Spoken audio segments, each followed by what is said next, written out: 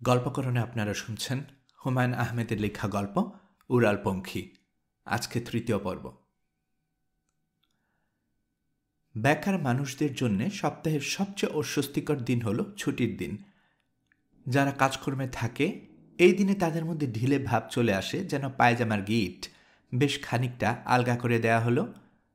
পা নাচানোর অভ্যাস যাদের নেই তাদেরও দেখা যায় খবরের কাগজ মুখের সামনে ধরে পা নাচাচ্ছে। বেকাররা পড়ে যায় অস্বস্তিতে। ছুটির দিনগুলোর সঙ্গে নিজেদের মিলাতে পারে না, তাদের মধ্যে বোকা বোকা ভাব চলে আসে। মুহিবকে এখন বেকার বলার কোনো কারণ নেই। চাকরিতে জয়েন সে করেনি, কিন্তু 1 তারিখই করবে। ছুটির দিনে তার অস্বস্তি বোধ করারও কোনো কারণ নেই। সে অবশ্যই একটা খবরের কাগজ কিনে এনে পা দোলাতে দোলাতে পড়তে পারে। খবরের কাগজ কিনতে হবে, কারণ এ বাড়িতে যে দুটো খবরের কাগজ রাখা হয় তার কোনোটাই দুপুরের আগে রিলিজ হয় না। একটা ইংরেজি কাগজ তৌফিকুর রহমান সাহেব রাখেন। এই কাগজটা তিনি পড়েন দুপুরের খাওয়া দাওয়ার পর বিছানায় শুয়ে শুয়ে। দুপুরের খবরের কাগজ না পড়লে তার ঘুম হয় না। যেসব বিশেষ বিশেষ দিনে কাগজ বের হয় না সেসব দিনগুলোতে তার খুবই সমস্যা হয়। সন্ধ্যা পর্যন্ত বিছানায় গড়াগড়ি করেন, ঘুম আসে না। দ্বিতীয় কাগজটা বাড়ির সবার জন্যে। এই কাগজ হাতে পাওয়া খুব সমস্যা। কাগজটা কে আগে পড়বে এই নিয়ে ঠান্ডা স্নায়ু যুদ্ধও হয়। মনোয়ারা বাড়ির কর্ত্রী হিসেবে কাগজটা প্রথমে পড়বেন এরকম আশা করেন। তিনি কাগজ কখনোই আগে হাতে পান না। মুহিব ঠিক করে রেখেছে, যেদিন চাকরিতে জয়েন করবে সেদিন থেকে হকারকে বলে দেবে 4টা বাংলা কাগজ দিয়ে যেতে। নাস্তার টেবিলে 4টা কাগজ পড়ে থাকবে, যার যেটা ইচ্ছে উঠিয়ে নাও। তখন যদি কেউ প্রশ্ন করে ব্যাপার কি, তখন না হয় বলা যাবে। মুহিব এখনও কাউকে কিছু বলতে পারছে না, কারণ সে নিজেও চাকরির ব্যাপারে পুরোপুরি নিশ্চিত হতে পারছে না। তার মনে প্রবল সন্দেহ, 1 তারিখে সে যখন জয়েন করতে যাবে তখন তাকে বলা হবে সামান্য ভুল হয়েছে, পরে যোগাযোগ করুন। এমন উদাহরণ আছে। শফিকের বেলায় এ ধরনের ঘটনা ঘটেছে।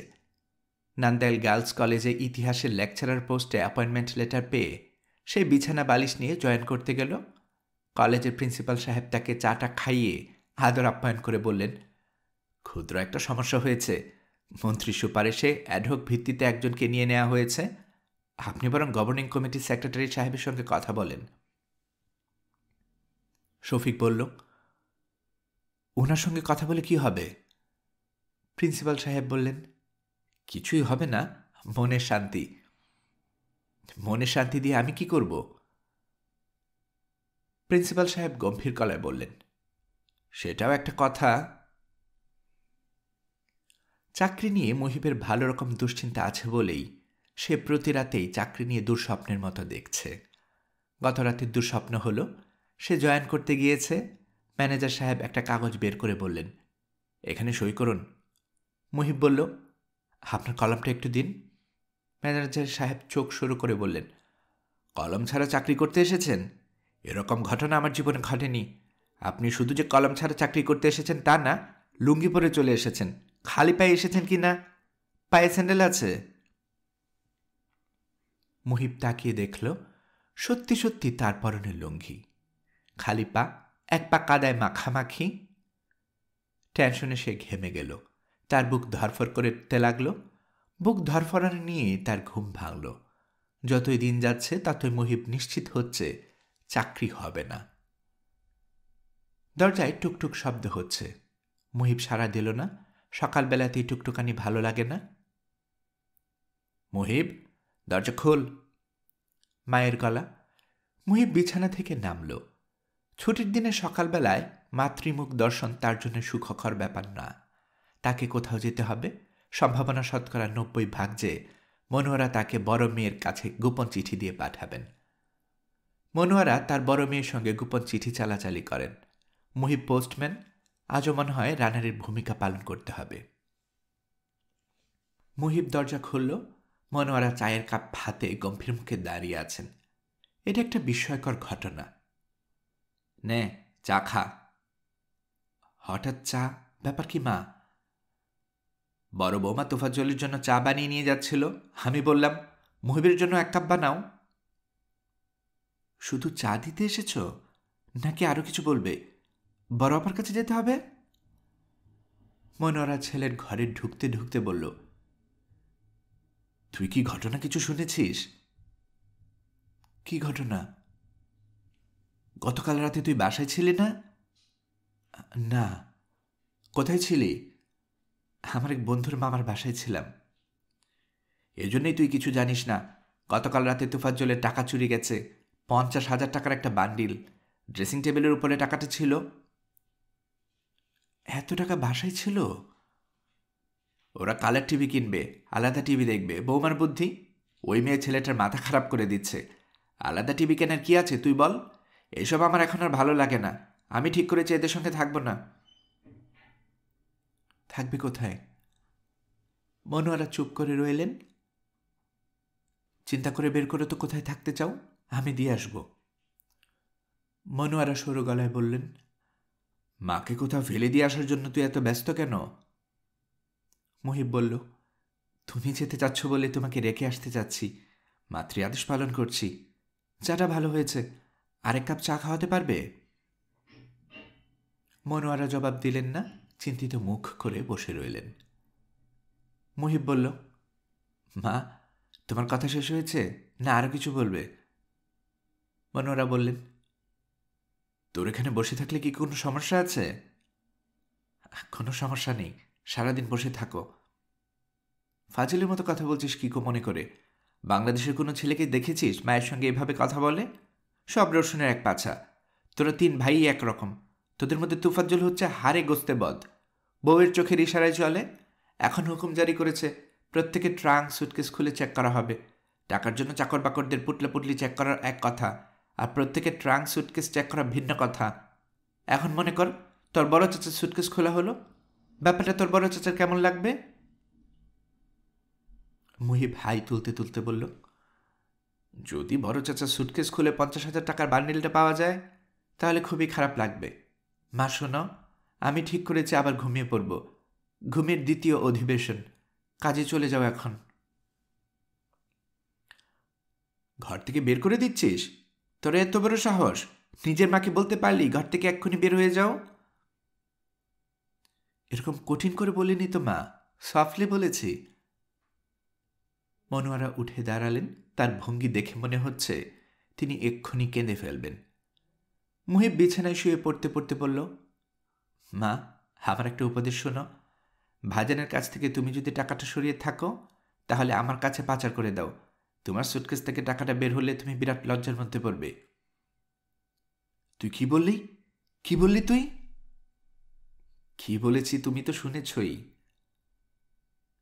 মনোয়ারা কেঁদে ফেললেন। শাড়ির আঁচলে চোখ ঢেকে ফুঁপিয়ে উঠলেন। ভাঙা গলায় বললেন, নিজের মাকে নিয়ে এমন একটা কুৎসিত কথা তুই কিভাবে ভাবলি? মুহিব উঠে বসতে বসতে বলল, মা শোনো, আমি যখন ক্লাস 7-এ পড়ি তখন তুমি বাবার মানিব্যাগ থেকে 3,000 টাকা সরিয়েছিলে। তারপর নিজে টাকা চুরির জন্য দোষী সাব্যস্ত করলে আমাদের বাসার কাজের ছেলেটাকে। তার নাম ছিল রুকু। তুমি তাকে এমন মারলে যে তার বাঁ হাত ভেঙে গেল। বাবা তাকে হাসপাতালে নিয়ে সেই হাত প্লাস্টার করিয়ে আনলেন। মনোয়ারা ফোঁপাতে ফোঁপাতে বললেন, তোর মতো ছেলে আমি কি করে যে পেটে ধরলাম? এই ছেলে নিজের মাকে বলছে চোর। মুহিব শান্ত গলায় বলল, মা শোনো, ফুসফুসানি বন্ধ করো। তোমার ভাবভঙ্গি থেকে পরিষ্কার বোঝা যাচ্ছে টাকাটা তুমি নিয়েছ।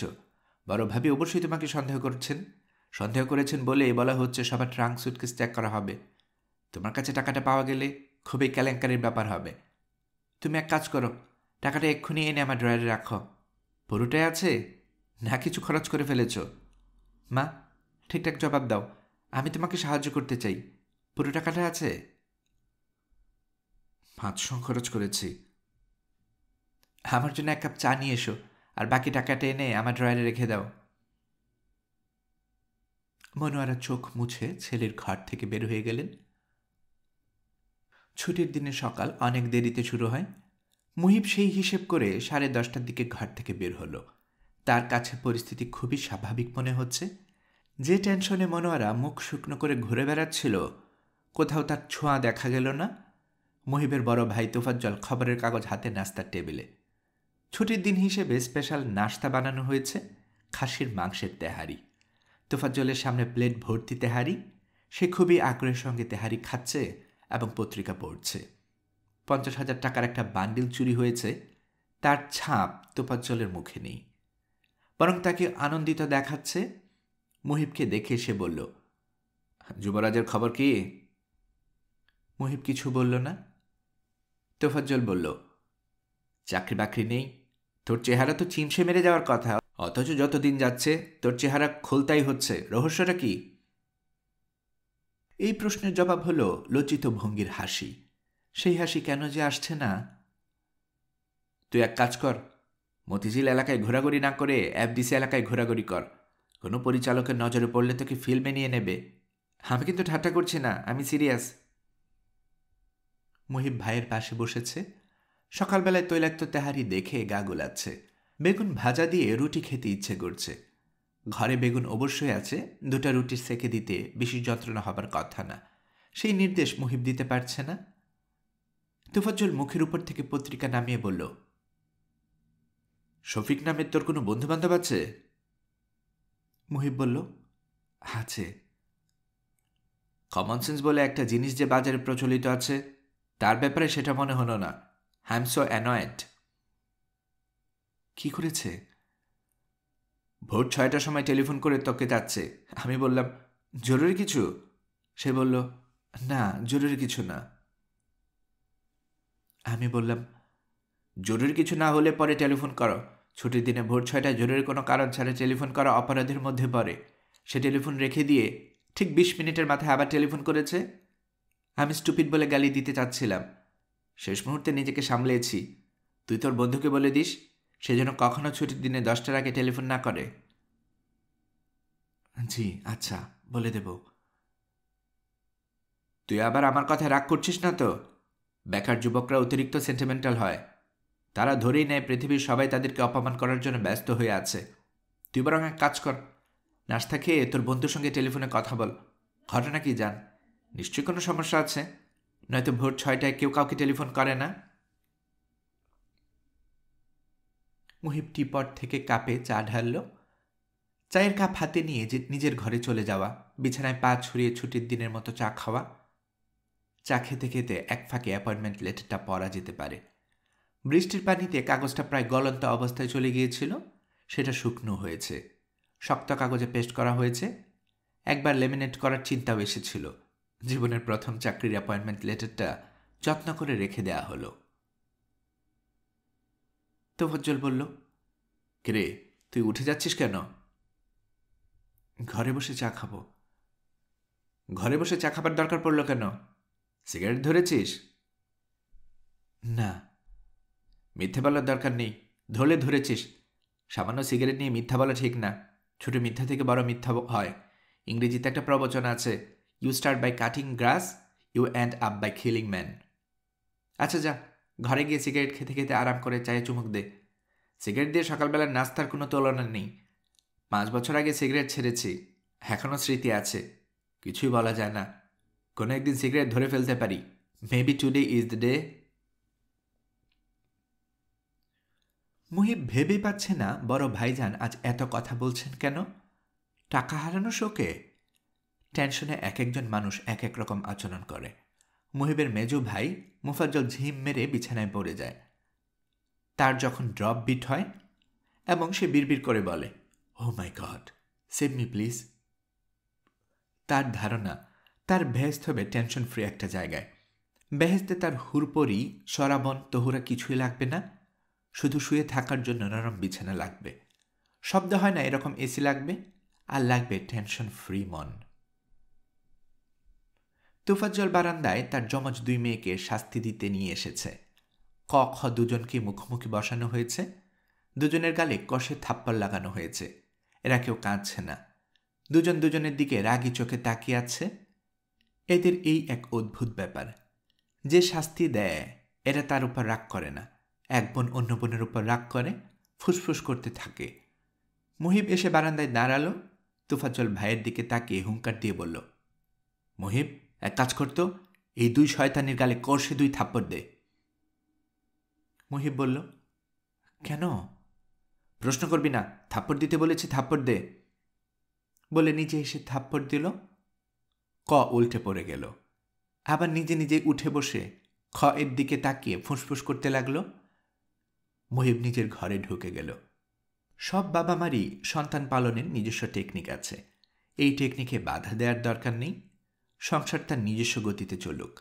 কেউ বাচ্চাদের থাপ্পড় দিয়ে বড় করবে, আবার কেউ আদর দিয়ে বড় করবে। ফাইনাল প্রোডাক্ট কী হবে তা কেউই জানে না।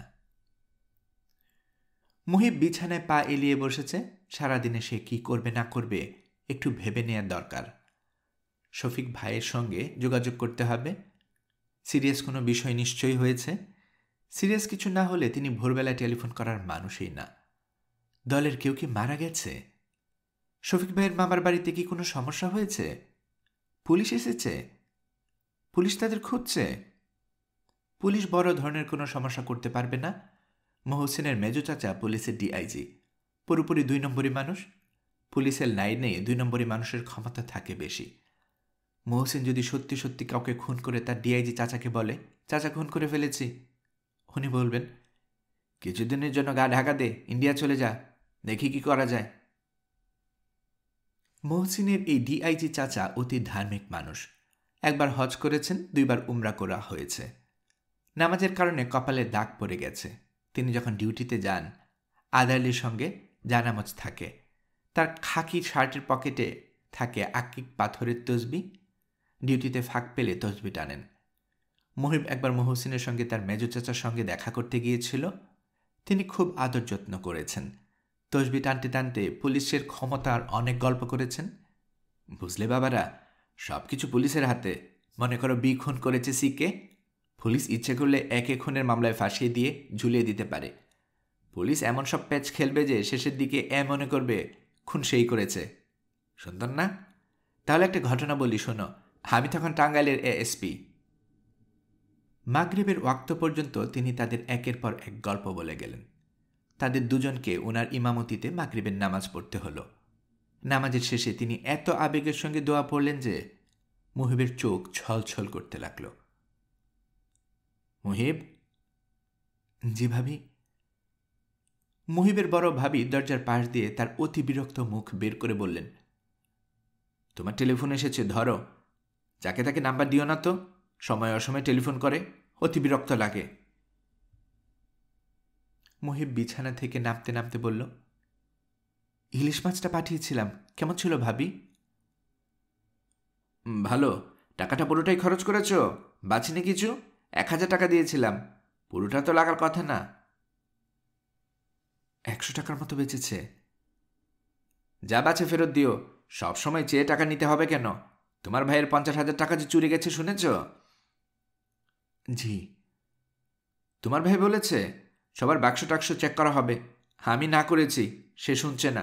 শেষে কার না কার ব্যাগ থেকে টাকা বের হবে, নিজের আত্মীয় স্বজনের মধ্যে। ভাবি, তোমরা কি নিশ্চিত যে আমাদের মধ্যে কেউ নিয়েছে? অবশ্যই। কে নিয়েছে বলে তোমার অনুমান? আগে টেলিফোন সেরে আসো। তোমার বন্ধু কতক্ষণ টেলিফোন ধরে বসে থাকবে? মুহিব টেলিফোন ধরতে গেল। টেলিফোন করেছে শফিক। তার গলা উত্তেজনায় কাঁপছে। অতি দ্রুত কথা বলছে বলে কথাও জড়িয়ে যাচ্ছে। সকাল থেকে চেষ্টা করছি তোকে ধরার জন্য, এক্ষুনি চলে আয়। টেলিফোন রেখে দৌড় দিয়ে ঘর থেকে বের হবি, লাফ দিয়ে কোনো একটা চলন্ত বেবি ট্যাক্সিতে উঠে পড়বি, স্ট্রেইট আমার বাসায়। কি হয়েছে? পত্রিকা পড়িস নাই? প্রথম আলো লাস্ট পেজটা দেখেছিস? না। তোদের বাসায় কি পত্রিকা রাখা হয়? জানি না। প্রথম আলোর লাস্ট পেজে হারুনের ছবি ছাপা হয়েছে। কেন? সে প্রেস ক্লাবের সামনে গত রাত 12টা থেকে বসে আছে। ঘোষণা দিয়েছে তার জন্মদিনে, অর্থাৎ জুলাইয়ের 2 তারিখে বেকার গায়ে কেরোসিন ঢেলে জীবন বিসর্জন দেবে। কেন? বেকার সমস্যার দিকে জনগণের দৃষ্টি ফেরানোর জন্য। হারুনের পেটে যে জিনিস ছিল কোনোদিন বলেছে? আশ্চর্য ছেলে। সকালে পত্রিকা দেখে তো আমার ব্রেন আলো হয়ে গেল। কোনোরকম আলোচনা নাই, কিচ্ছু নাই, হুট করে এত বড় ডিসিশন। যাই হোক, এখন পুরো দায়িত্ব আমাদের নিতে হবে। কবি, সাহিত্যিক, অভিনেতা, গায়ক, বুদ্ধিজীবী সবার কাছ থেকে ছোটাছুটি করতে হবে। সিরিয়াস জনমত তৈরি করতে হবে। আমাদের দলের সবাইকে 1000 টাকা করে চাঁদা দিতে হবে। অনেক খরচাপাতির ব্যাপার আছে। একটা পোস্টার ছাপাতে হবে। নীরব ঘাতক সাবিরের মামার প্রেস আছে। সাবিরকে সঙ্গে নিয়ে ওনার পায়ে পড়ব, বলবো, মামা আপনার পায়ে ধরলাম, রাজি না হওয়া পর্যন্ত পা ছাড়ব না। আমরা কাগজ কিনে দিচ্ছি, আপনি 4 কালারের একটা পোস্টার ছেপে দিন। হারুনের সুন্দর একটা ছবিও তুলতে হবে, হতাশ চেহারা, বড় বড় চোখে তাকিয়ে আছে টাইপ। তোর চেনা জানা কোনো ফটোগ্রাফার আছে? না। ফট করে না বলিস না, চিন্তা করে বল। ভালো মতো চিন্তা করলে দেখবি কেউ না কেউ বের হয়ে পড়বে। 1,000 টাকা ম্যানেজ করে চলে আয়। 1,000 টাকা হলো মিনিমাম, যত বেশি হয় তত ভালো। কথা বলে সময় নষ্ট করিস না, দৌড় দিয়ে ঘর থেকে বের হ।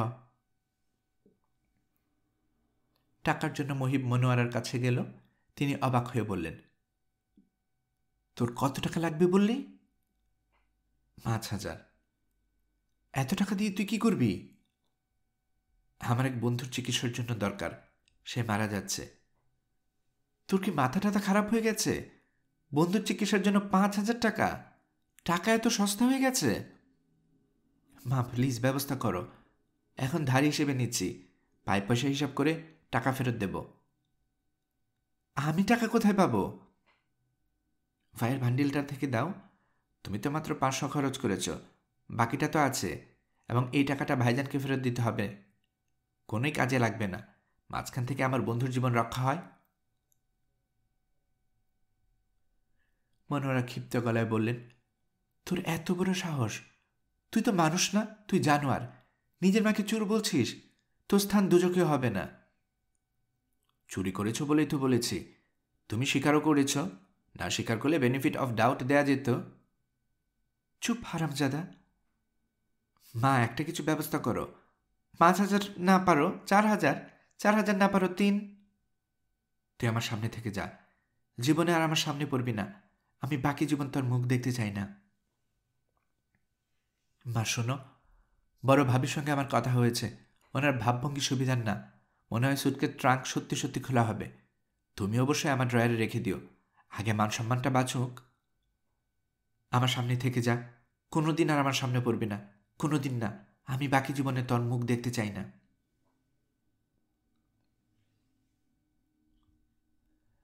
হারুন বসেছে প্রেস ক্লাবের গেট থেকে একটু দূরে। শতরঞ্জি বিছিয়ে বসেছে। তার ডান পাশে ধবধবে সাদা রঙের বিশাল বালিশ, সামনে পিরিচে গুড়মুড়ি এবং ছোট একটা এলাচ দানা রাখা। তার পেছনে বাঁশ পুঁতে বাঁশের মাথায় ছাতি দড়ি দিয়ে বাঁধা হয়েছে। ছাতার ছায়া হারুনের মাথায় পড়েনি, ঘাড়ের উপর পড়েছে।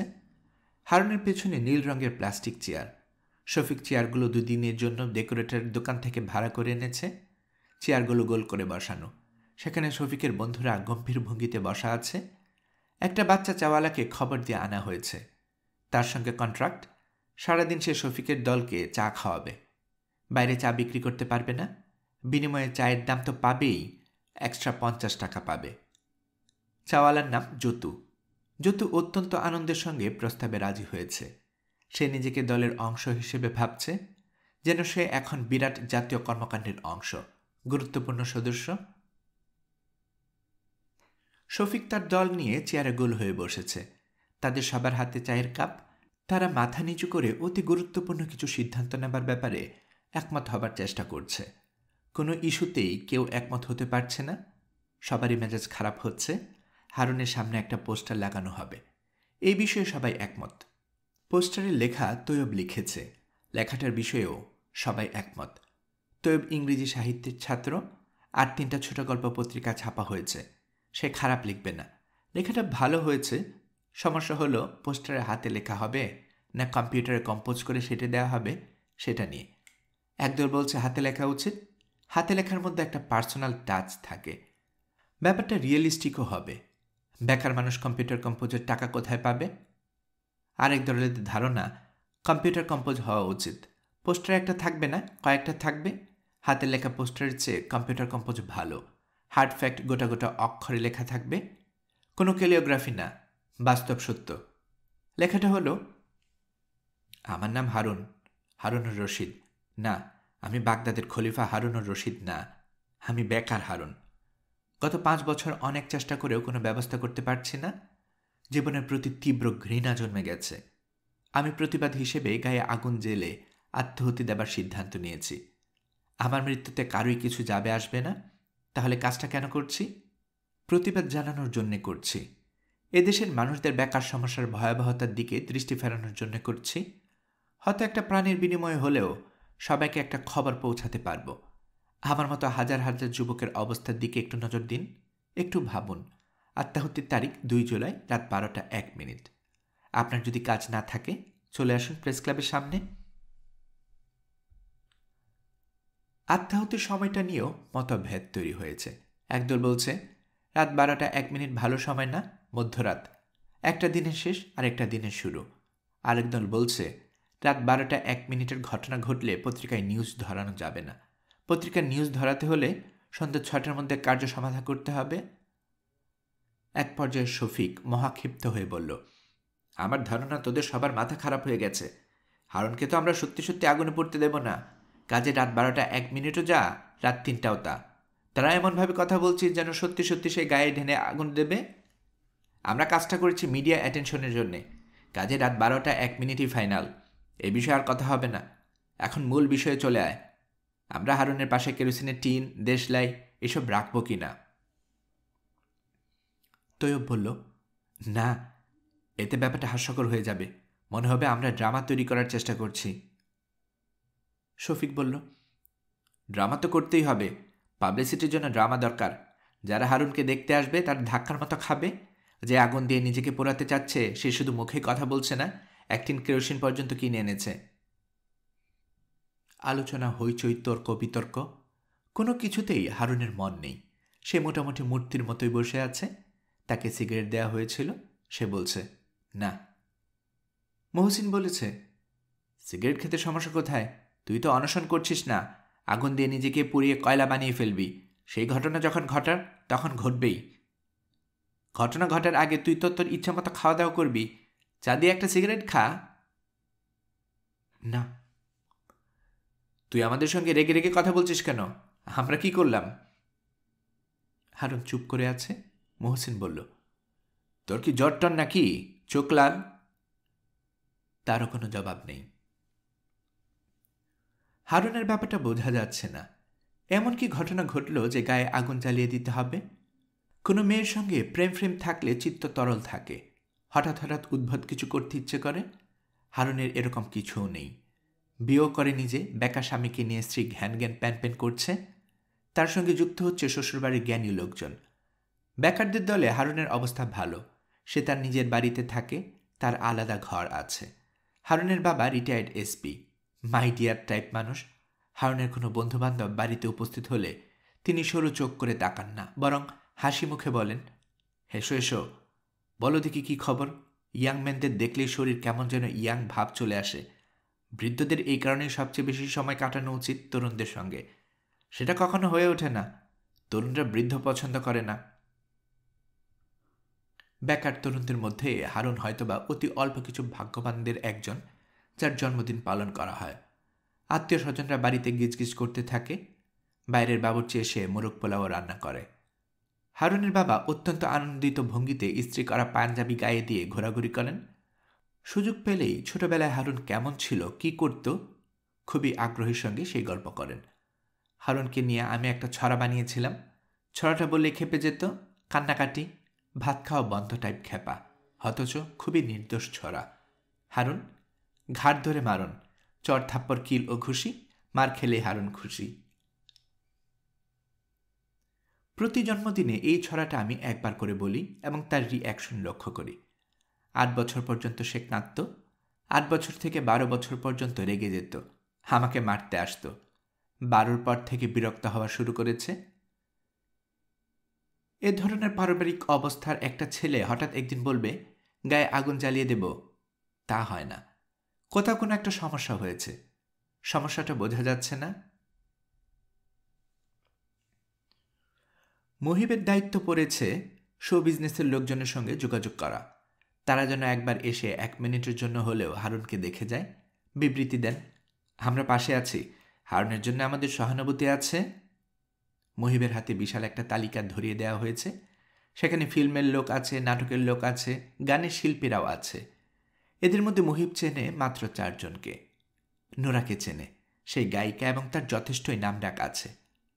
নোরাকে বুঝিয়ে বললে সে শুধু যে আসবে তা না, হারুনের পাশে সারাদিন বসে থাকতে বললে সারাদিন বসে থাকবে। নোরা যেহেতু গান করে, সে নিশ্চয়ই অন্য গানের শিল্পীদেরও চেনে। তার মাধ্যমে অন্যদের কাছে যাওয়া, পাখি দিয়ে পাখি শিকার। নাটকের লোকজনের মধ্যে জাহিদ হাসানের এক ফুফাতো ভাইয়ের সঙ্গে পরিচয় আছে, তাকে নিয়ে বাসায় যাওয়া যাবে। ভাগ্য ভালো হলে জাহিদ হাসানের স্ত্রী মৌ বাসায় থাকবেন, দুজনকে বলা যাবে। মেয়েদের মন নরম টাইপের হয়, মৌ ভাবি হয়তো বা রাজি হয়ে যাবেন কিছুক্ষণের জন্য আসতে। নাটকের আরেকজন শিল্পীর বাসায় মুহিব একবার গেছে, শিলা আহমেদ। তাকে বললে সে অবশ্যই রাজি হবে, তবে মেয়েটা এখন নাটক ছেড়ে দিয়েছে। নাটক ছেড়ে দিলেও লোকজন তাকে চেনে। এখন নিশ্চয়ই বিভিন্ন অনুষ্ঠানে নিয়ে যাবার জন্য লোকজন তার পেছনে লেগে থাকে না? সেখানে হঠাৎ একজন কেউ উপস্থিত হলে খুশিতে রাজি হয়ে যাবার কথা।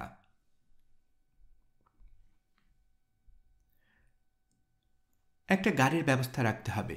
কেউ রাজি হলেও সঙ্গে সঙ্গে গাড়ি নিয়ে তাকে নিয়ে এলো। নোরাদের 3টা গাড়ি, 2জন ড্রাইভার। একটা গাড়ি কখনোই ব্যবহার করা হয় না। গাড়ি চাইলে নোরা কি দেবে? দেয়ার তো কথা। মুহিব নোরার বাড়ির দিকে রওনা হলো। 11টা বাজে। নোরাকে বাড়িতে পাওয়ার সম্ভাবনা 110 ভাগ। নোরা রাত 3টা সাড়ে 3টার দিকে ঘুমোতে যায়। 11টার আগে সে ঘুম থেকে উঠেই না। ইউনিভার্সিটিও খোলা থাকলেও না। সকালে সব ক্লাস তার মিস যায়। এখন ইউনিভার্সিটি বন্ধ। 11টার আগে ঘুম থেকে ওঠার তার প্রশ্নই আসে না। নোরার বাবা কি বাসায় আছেন? ভদ্রলোকের পায়জামা পাঞ্জাবিটা নিয়ে এলে হতো, ধোপাখানায় দিয়ে ইস্ত্রি করে রাখা উচিত ছিল। নোরা বাড়িতে আছে। ঘুম থেকে উঠেছে অনেক আগে। সাজসজ্জা দেখে মনে হচ্ছে এক্ষুনি বের হবে। মুহিব কিছু বলার আগে নোরা বলল, তুমি হাতে সময় নিয়ে এসেছো তো? মুহিব বলল, হ্যাঁ। মিনিমাম 2 ঘন্টার জন্য কিন্তু তুমি আটকা পড়ে গেলে। তুমি খুবই ভুল সময়ে এসেছ। মুহিব কথার পিঠে সুন্দর কোনো কথা বলার চেষ্টা করল, কোনো কিছুই মনে আসছে না। এদিকে শফিকের কোনো তুলনা নেই। কথার পিঠে কথা শফিকের মতো সুন্দর কেউ বলতে পারবে না। চা খাবে না কফি? চা। নোরা বলল, চা না, কফি খাও, কারণ আমার কফি খেতে ইচ্ছে করছে। আচ্ছা, কফি দাও। আমার ঘরে চলে এসো। ঘর খুবই এলোমেলো, তাতে নিশ্চয়ই তোমার সমস্যা হবে না। আমি মাঝে মাঝে খুব গুছিয়ে রাখি, মাঝে মাঝে ইচ্ছে করে ঘর এলোমেলো করে রাখি। তুমি এসেছো এলোমেলো সময়ে। মুহিব মনে মনে দীর্ঘ নিঃশ্বাস ফেলল। তুমি এসেছো এলোমেলো সময়ে, কি সুন্দর কথা। এই কথার পিঠে যদি এর চেয়ে সুন্দর কোনো কথা বলা যেত। যখন মুহিব মোটামুটি ইন্টারেস্টিং একটা সেন্টেন্স মনে মনে গুছিয়ে এনেছে, তখনই নোরা বলল, তুমি কি কোনো কাজে এসেছো না সৌজন্য সাক্ষাৎ? কাজে এসেছি। তুমি কি বাংলাদেশের গায়ক গায়িকাদের চেনো? চেনব না কেন, অবশ্যই চিনি। তাদের সঙ্গে কি তোমার খাতির আছে? তুমি কোনো কথা বললে তারা কি রাখবে? রাখবে না, কারণ আমি তাদের কাউকে সহ্য করতে পারি না। ওরাও আমাকে সহ্য করতে পারে না। ওদের ধারণা আমি গান গাইতে পারি না, আমার গলায় সুর নেই, অকারণে আমাকে নিয়ে মাতামাতি হয়। আর আমার ধারণা ওরা কেউ ঠিকমতো গাইতে পারে না। ওদের গলার সবই আছে, মমতা নেই। তোমার কি গায়ক গায়িকা দরকার? কোনো ফাংশনে গান গাইতে হবে? তা না। অল্প কথায় গুছিয়ে বলতে পারলে বলো। আমি তোমাকে আমার ঘরে বসিয়ে রেখে গোসলে ঢুকব। আমার গোসল সারতে 1 ঘন্টা লাগে। 1 ঘন্টা পর তোমাকে নিয়ে একটা এক্সপেরিমেন্ট করব। 2 ঘন্টা শেষ, তুমি তোমার কাজে চলে যেতে পারবে। মুহিব হারুনের ব্যাপারটা বলল, একটু বাড়িয়ে বলল। যেমন হারুন নিজের 1 টিন কেরোসিন কিনে এনেছে, আত্মীয় স্বজন বন্ধুবান্ধব সবার কাছ থেকে বিদায় নিয়ে এখন মৃত্যুর প্রতীক্ষা করছে। নোরা বলল, তোমার ওই বন্ধু তো মানসিকভাবে অসুস্থ। গায়ক গায়িকা জোগাড় না করে তাকে বরং মানসিক ডাক্তার দেখাও। সবচেয়ে ভালো কি জানো? কোনো হিপনোটিস্ট দিয়ে তাকে হিপনোটাইজ করে সাজেশন দেয়া। হিপনোটাইজ করা যদি আমি ভালো মতো শিখতে পারতাম, তাহলে আমি নিজেই করতাম। আমি অনেককে নিয়ে চেষ্টা করেছি, আমার সাকসেস রেট অনলি 20%। তুমি কি কাউকে হিপনোটাইজ হতে দেখেছ? না। খুবই ইন্টারেস্টিং ব্যাপার। তোমাকে নিয়ে একটা এক্সপেরিমেন্ট করবো বলেছিলাম না? হিপনোসিস নিয়ে এক্সপেরিমেন্ট। তোমার আপত্তি নেই তো? না। রিল্যাক্সড হয়ে বসো, কোনো রকম টেনশন করবে না। টেনশন করার কিছু নেই। মুহিব রিল্যাক্সড হয়ে বসে আছে। সে যে ঘরে বসে আছে সেটা নোরার শোবার ঘর। নোরা খুবই ব্যক্তিগত একটা জায়গা। সে বসেছে হালকা সবুজ রঙের নিচু একটা সোফায়। সোফাটা নোরার বিছানার সঙ্গে লাগানো। বিছানার চাদর এবং সোফা মনে হয় একই কাপড় দিয়ে বানানো। ঘরের পর্দাগুলোর রঙও সবুজ। ধবধবে সাদা মার্বেলের মেঝে, মাঝখানে গাঢ় লাল রঙের কার্পেট। ঘরটায় রং ঝলমল করছে, অথচ কোনো রং এর চোখে লাগছে না। নোরা বাথরুমে ঢুকে গেছে। শোবার ঘরের সঙ্গে লাগানো বাথরুম। মুহিব যেখানে বসেছে সেখান থেকে বাথরুমের দরজা দেখা যায়। দরজার দিকে তাকিয়ে থাকতে মুহিবের লজ্জা লাগছে বলে সে অন্যদিকে তাকিয়ে আছে। শাওয়ার দিয়ে পানি ঝরার শব্দ কানে আসছে। সেই শব্দের সঙ্গে গলা মিলিয়ে মাঝে মাঝে নোরা ঝিনিনি ঝিনিনির মতো সুর করছে। শুনতে এত অদ্ভুত লাগে।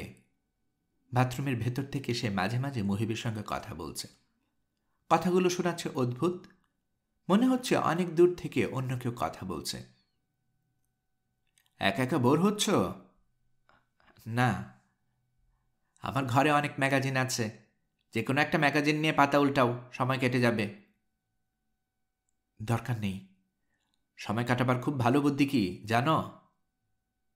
না, সময় কাটাবার সবচেয়ে ভালো বুদ্ধি মানুষটাকে যে প্রাণীটা দিয়েছে তার নাম কাউ, গরু।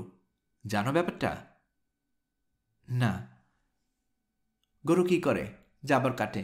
সময় কাটাবার জন্য মানুষ এই কাজটা করতে পারে। কাজটা একটু অন্যভাবে করতে হয়। স্মৃতির জাবর কাটতে হবে। কোনো একটা ইন্টারেস্টিং স্মৃতি নিয়ে জাবর কাটা। আমি এই কাজটা প্রায়ই করি। এখন আমি কি করছি অনুমান করতে পারো? না। বাথটাব ভর্তি পানি। আমি গলা ডুবিয়ে পানিতে শুয়ে আছি। আমার হাতে জ্বলন্ত একটা সিগারেট। তুমি কি এখন নিয়মিত সিগারেট খাচ্ছ? তা খাচ্ছি। দিনে 1 প্যাকেটের বেশি শেষ হচ্ছে। তবে খুব শিগগিরই ছেড়ে দেব। আমি কোনো কিছু বেশি দিন ধরে রাখতে পারি না। বেশিরভাগ মানুষের স্বভাব পুরনো জিনিস ধরে রাখা। মানুষ কিছুই ফেলতে পারে না। এই জন্যে মানুষকে বলা হয় দ্য কালেক্টর। আমি অনেকক্ষণ কথা বললাম। এখন কথা বন্ধ। আমি মেডিটেশনে যাচ্ছি। গোসল করতে আমার দেরি হয় এই কারণে। আমি 8 ঘন্টার মতো মেডিটেশন করি। পানিতে শবাসন হয়ে শুয়ে থাকি। মাথা থেকে সব চিন্তা ভাবনা দূর করে দেই। মুহিব ঝিম ধরে চেয়ারে বসে আছে। বাথরুম থেকে কোনো শব্দ আসছে না। মুহিবের ঘুমে চোখ জড়িয়ে আসছে। সোফাটাকে খুবই আরামদায়ক মনে হচ্ছে। মনে হচ্ছে এই সোফা তৈরি হয়েছে ঘুমোবার জন্যে। সে চেষ্টা করছে জেগে থাকার জন্যে, কিন্তু জেগে থাকতে পারছে না। চোখের পাতা ভারী। তার ঘুম ভাঙল চায়ের কাপে চামচের শব্দ শুনে। চোখ মেলে দেখে নোরা কার্পেটে বসে আছে, তার হাতে কফির কাপ। কফির পোড়া পোড়া গন্ধে ঘর মম করছে। নোরা বলল, তুমি কতক্ষণ ঘুমিয়েছ জানো?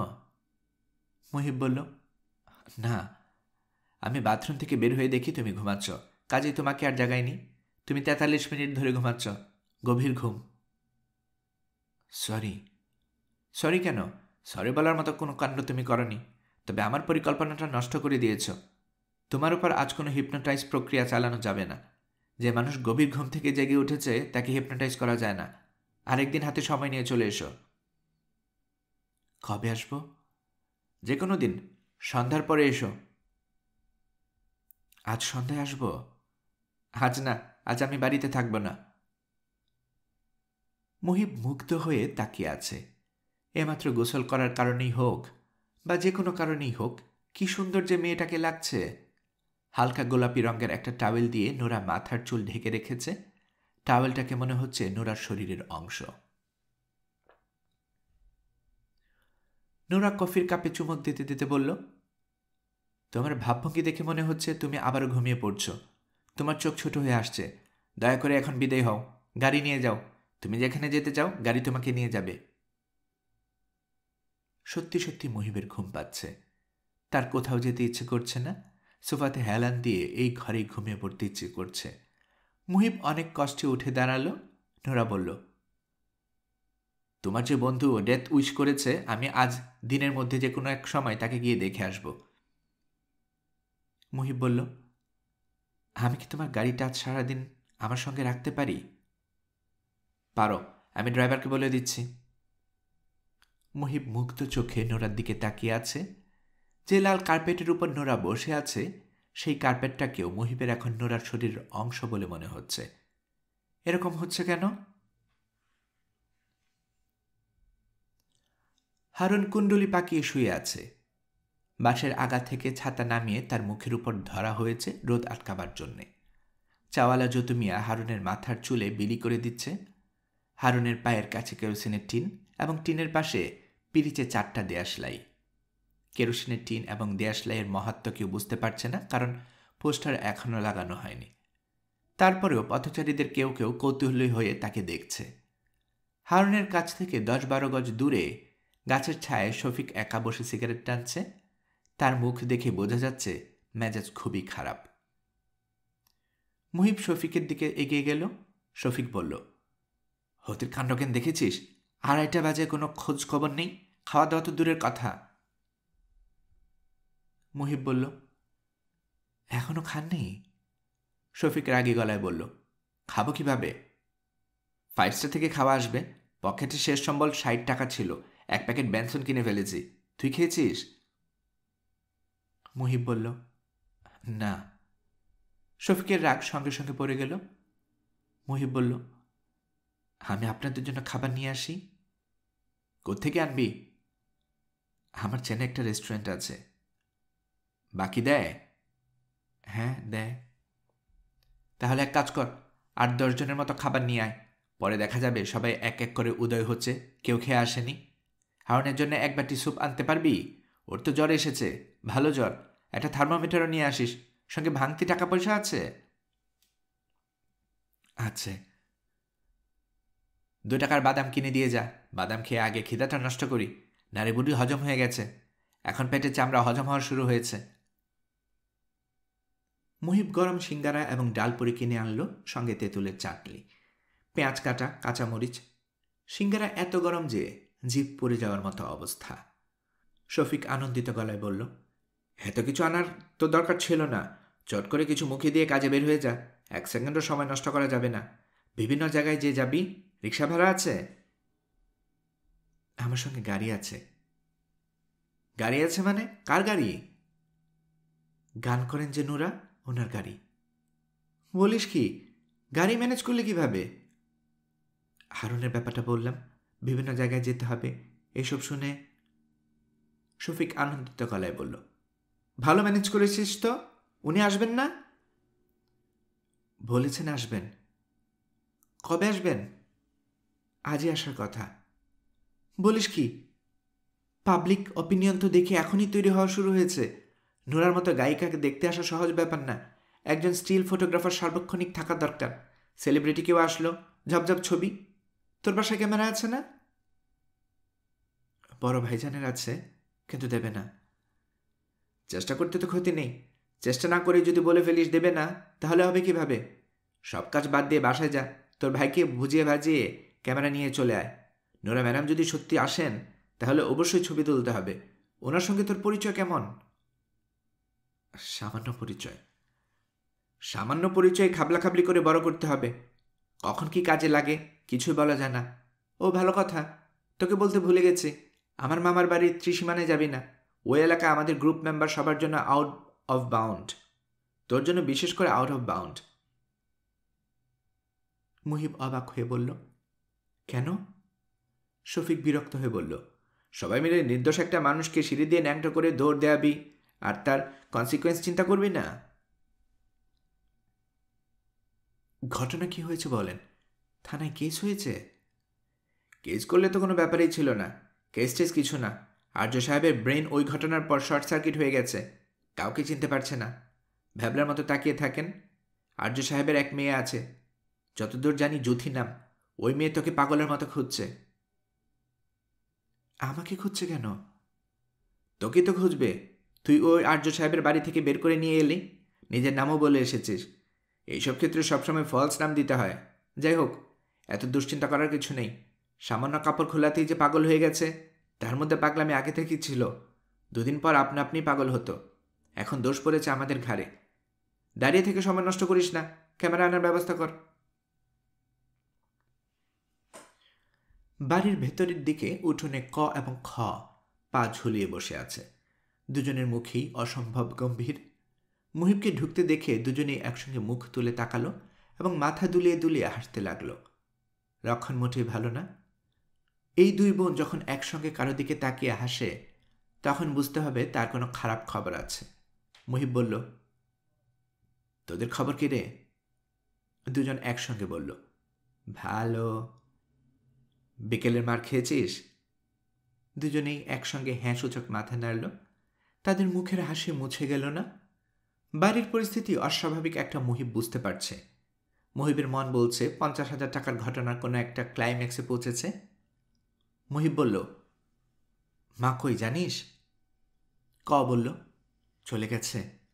খ মাথা দুলিয়ে হেসেই যাচ্ছে। উঠোনের শেষ প্রান্তে নতুন কাজের মেয়েটা আনারস কাটছে। আসরের নামাজের পর বড় চাচা সিজনাল ফ্রুটস খান। আমের সময় আম, আনারসের সময় আনারস। কাজের মেয়েটা আনারস কাটা বন্ধ করে এক দৃষ্টিতে মুহিবের দিকে তাকিয়ে আছে। মুহিবের চোখে চোখ পড়তেই সে অতি দ্রুত চোখ নামিয়ে নিল। আনারস কাটায় অতিরিক্ত মনোযোগী হয়ে গেল। ক খ এর হাসি এবং কাজের মেয়েটার কর্মকাণ্ড পরিষ্কার বুঝিয়ে দিচ্ছে বাড়িতে 50,000 টাকার ঘটনা চূড়ান্ত পরিণতির দিকে চলে গেছে। শুধু মার বাড়ি ছেড়ে চলে যাওয়ার ব্যাপারটা বোঝা যাচ্ছে না। বাড়িতে ইন্টারেস্টিং কোনো ঘটনা ঘটবে আর তিনি থাকবেন না, তা হয় না। মুহিব কাজের মেয়েটির দিকে তাকিয়ে বলল, হ্যাঁ মেয়ে, তুমি আমাকে কড়া করে 1 কাপ চা খাওয়াতে পারবে? কাজের মেয়েটা ভোঁতা মুখ করে বলল, আমার হাত বন্ধ। মুহিব নিজের ঘরে ঢুকে গেল। তার সারা শরীর কুটকুট করছে। শরীর থেকে বাসের কন্ট্রাক্টরদের গায়ের গন্ধের মতো গন্ধ বের হচ্ছে। সারাদিন ঘোরাঘুরির উপর দিয়ে গিয়েছে। গায়ে ঘামের আস্তর পড়ে গেছে। সাবান ডলে ডলে ঘামের আস্তর একের পর এক সরাতে হবে। এটি একটি দীর্ঘ প্রক্রিয়া। এই প্রক্রিয়ায় যাবার আগে গরম 1 কাপ চা খেয়ে নিলে ভালো হতো। সেটা সম্ভব হচ্ছে না। মুহিব গায়ের ঘামে ভেজা শার্ট খুলতে গিয়েও খুলল না। বাথরুমে সাবান নেই, এটা মনে ছিল না। সাবান কিনে আনতে হবে। সাবান কিনে ফেরার সময় খায়রুলের দোকান থেকে স্পেশাল একটা নতুন পাত্রে চা খেয়ে আসা যায়। মুহিব কখন ফিরেছ? মুহিবের বড় ভাবি দরজা ঠেলে ঘরে ঢুকলেন। মুহিব বলল, 3 মিনিট এখনো পার হয়নি। আজ দুপুরবেলা তোমার খোঁজে একটা মেয়ে এসেছিল, হাউমাউ করে কান্না। মেয়েটা কে? আমরা তো কেউ চিনি না, নাম বলল জুথি। জুথি নামের কাউকে চেনো? একদিন দেখা হয়েছিল। ঘটনাটা কি? একদিন যার সঙ্গে দেখা সে এরকম কাঁদবে কেন? তোমরা জিজ্ঞেস করনি কেন কাঁদছে? আমি অনেকবারই জিজ্ঞেস করেছি, কিছুই বলে না, শুধু কাঁদে। একটা টেলিফোন নাম্বার দিয়ে গেছে, শুধু বলে গেছে তুমি যখন আসো, যত রাতেই আসো, এই টেলিফোন নাম্বারে টেলিফোন করার জন্যে। দেব টেলিফোন নাম্বার? দাও। তোমাকে ভূতের মতো লাগছে কেন? কোথায় ছিলে? ঘোরাঘুরির মধ্যে ছিলাম। ভাবি, 1 কাপ চা খাওয়াতে পারবে?